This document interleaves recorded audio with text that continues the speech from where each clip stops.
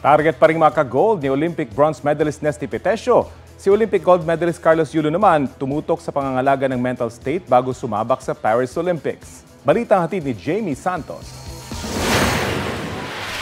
Pangangalaga sa mental well-being.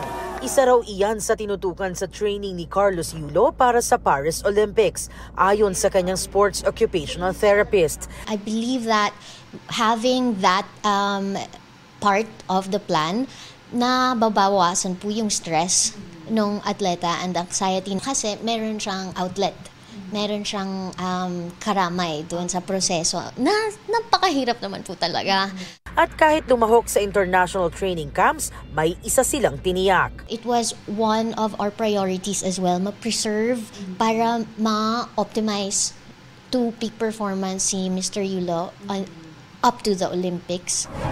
Ang bronze medalist namang si Nesty Petesio, eyes on gold na ngayon pa lang. Walang ginto, hanggat walang ginto. Lumipad naman si EJ Obiena para magbalik training para sa kompetisyong sasalihan sa susunod na linggo. Keep doing my best. The season's not over. There's still a few competitions for me to take part in this year, and hopefully I'll be able to retain my world ranking. Jamie Santos nagbabalita para sa GMA Integrated News. Kapuso, alamin ang maiinit na balita. Bisitahin at mag-subscribe sa GMA Integrated News sa YouTube.